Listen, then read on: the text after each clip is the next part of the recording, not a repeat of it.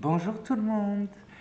Aujourd'hui, je vais traiter de deux choses à travers le même sujet, c'est-à-dire du viol subi par les enfants ou les agressions sexuelles subies par les enfants. Et la deuxième chose étant euh, un mécanisme de défense qu'on appelle la dissociation. Voilà. Je vous dis à tout de suite. Allez, c'est parti.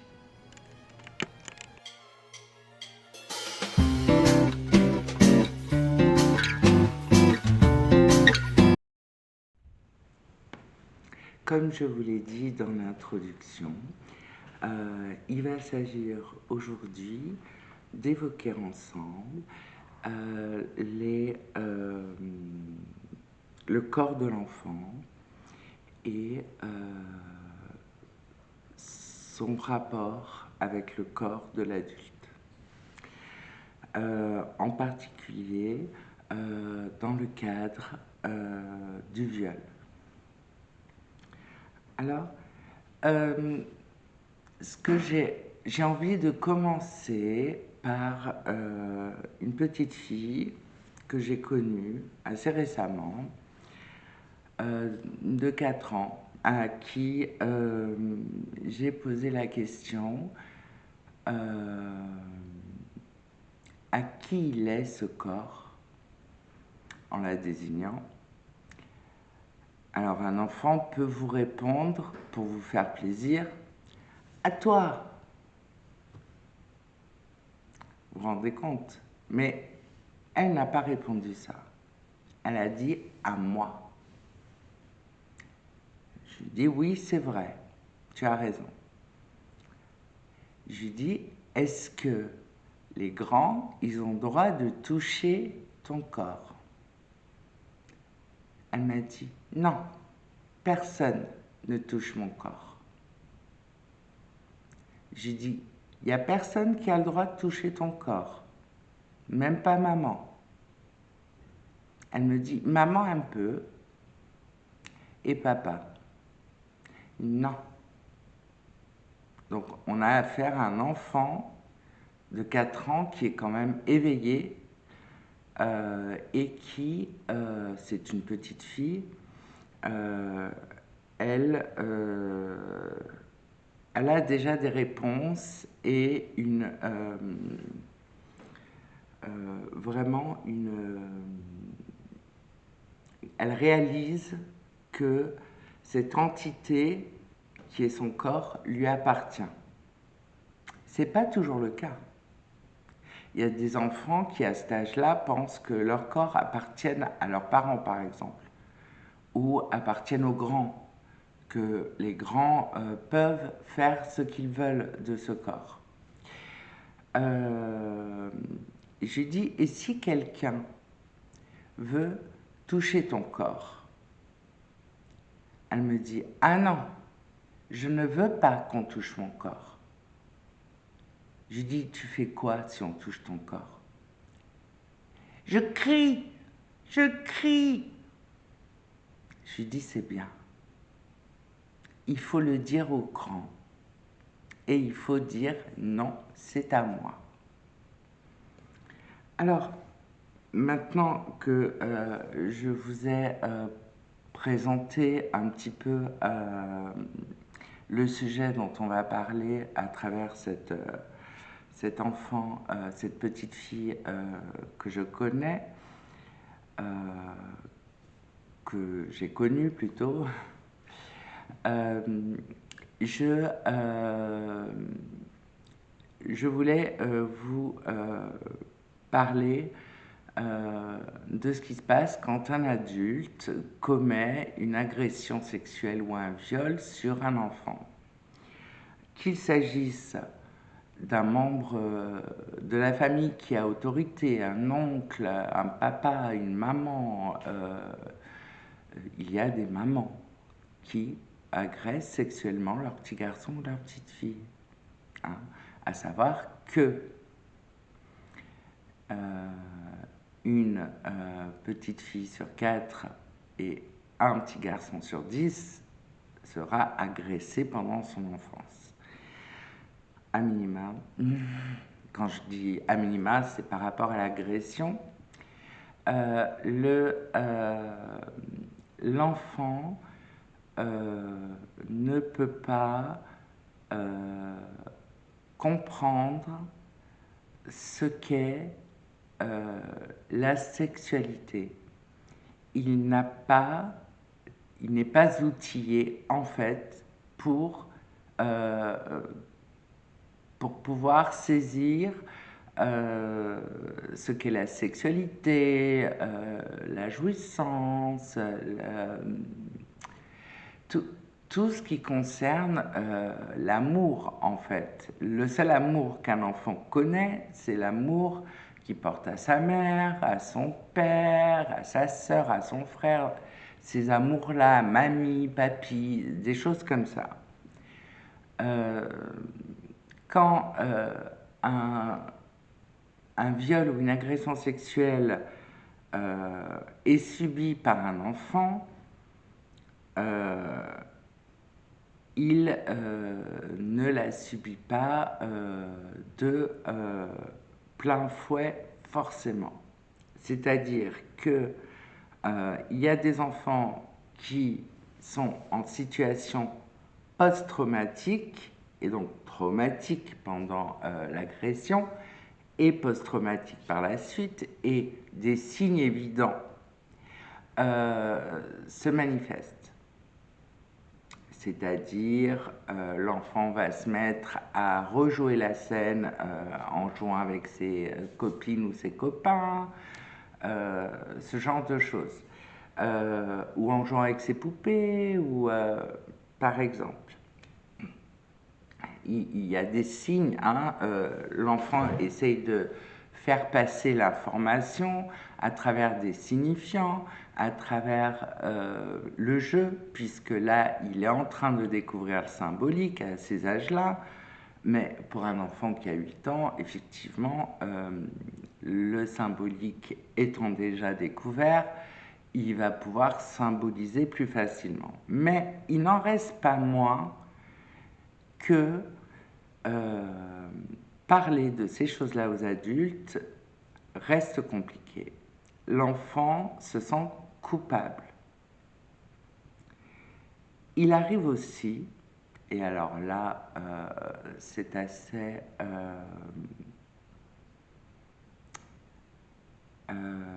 ça arrive assez souvent et c'est assez incroyable, je vais essayer de vous l'expliquer, c'est ce qu'on appelle la dissociation. C'est un mécanisme de défense qui consiste à ce que l'enfant se dissocie de son corps et s'absente de la scène traumatique. C'est-à-dire comme s'il voyait ce qui se passait de l'extérieur, mais c'est pas lui à qui ça arrive. Donc, ce mécanisme de défense va faire souvent que le souvenir traumatique va s'enliser et s'enterrer dans l'inconscient. Bien sûr, il ressortira plus tard. Nous avons des gens qui portent plainte à 45 ans. Voilà. Donc, c'est bien que ça a bousillé l'enfant pour l'enfant qui est devenu adulte pour sa vie.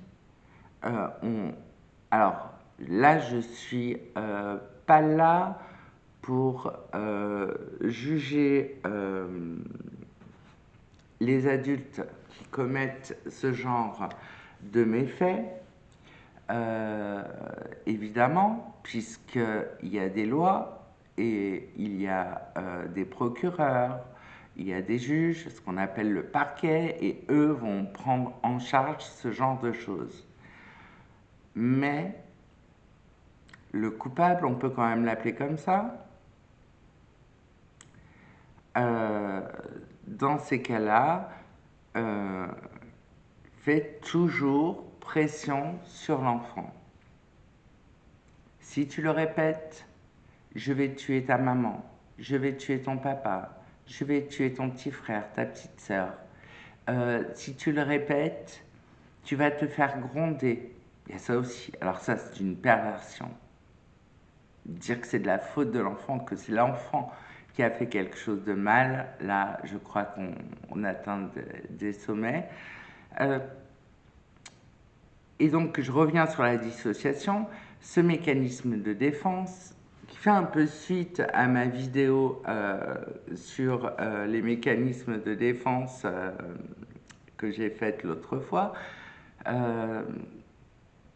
la dissociation permet d'un mécanisme de défense qui est mis en place par l'inconscient et qui permet à l'enfant de s'exfiltrer, s'extirper, vous comprenez bien, s'exporter d'une situation pour ne pas subir la violence du choc de plein fouet.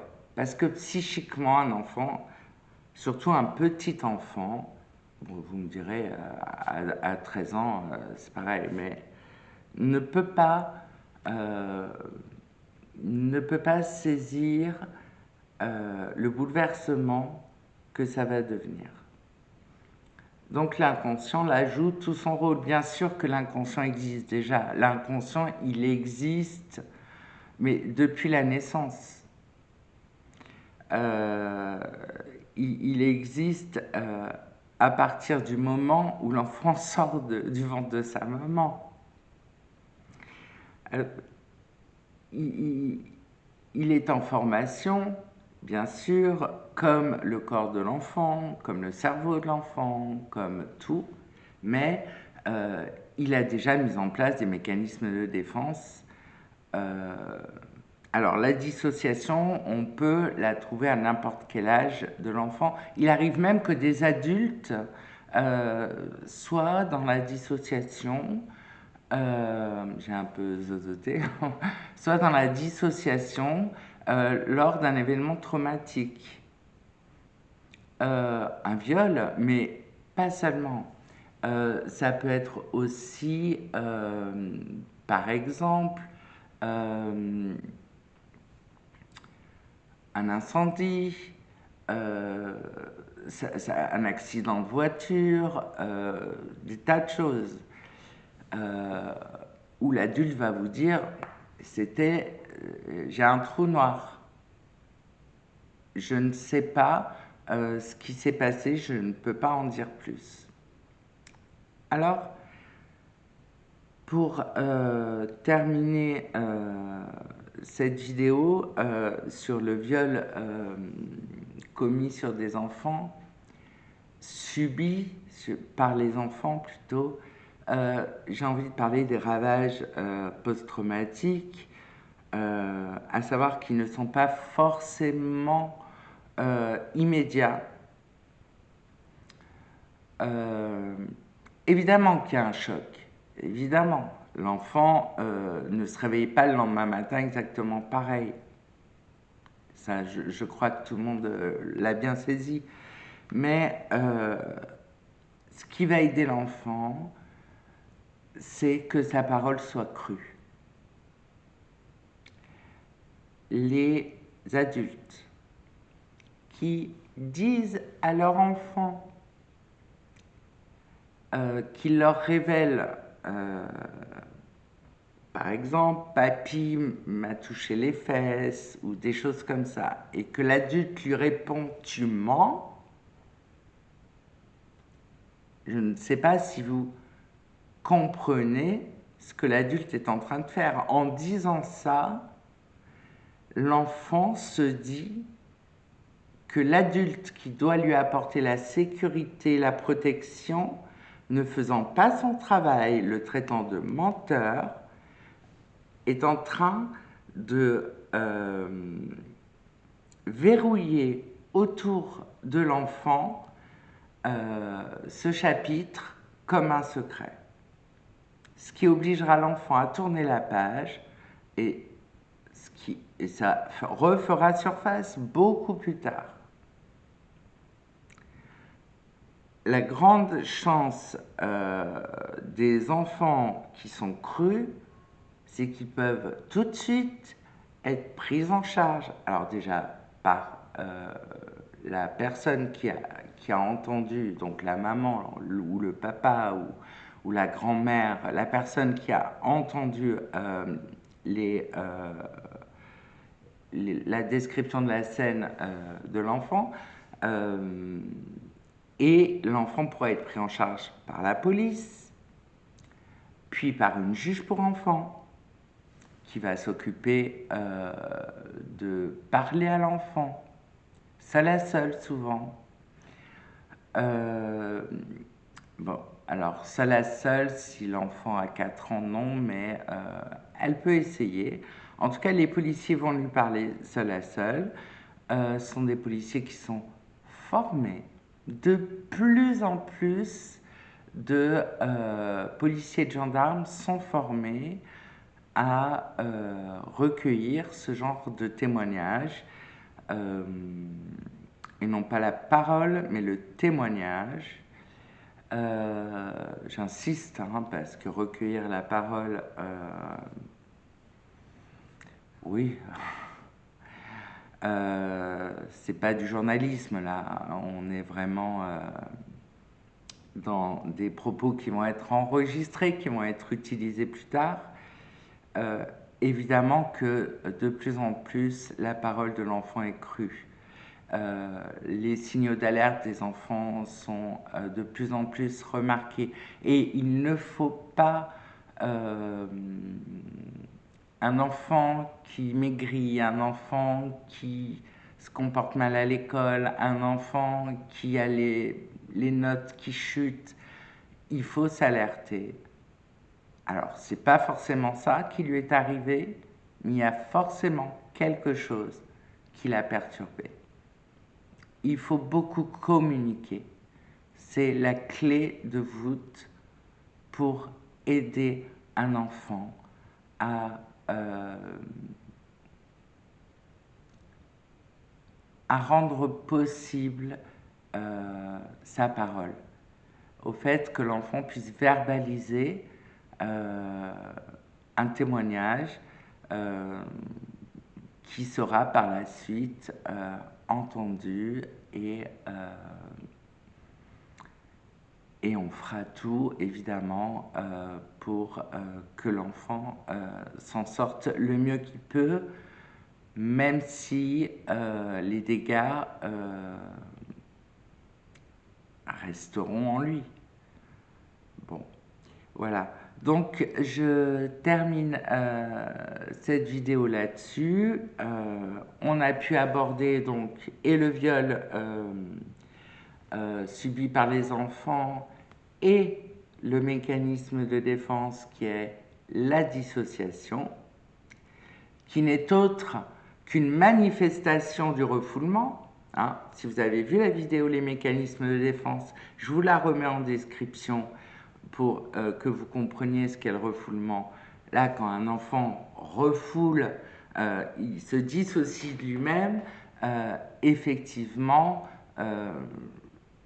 on comprend bien à quoi sert un mécanisme de défense. Il ne peut pas se défendre avec son corps, alors il se défend avec son psychisme. Voilà. Je vous souhaite un bon dimanche. Je vous souhaite de bonnes fêtes de fin d'année. J'aurais peut-être dû choisir un sujet plus gai pour les fêtes de fin d'année, mais il se trouve que par les temps qui courent, il est important pour moi d'évoquer ce genre de sujet. Voilà. Je vous embrasse, portez-vous bien et je mettrai quelques références dans la barre de description. Voilà. Bon dimanche.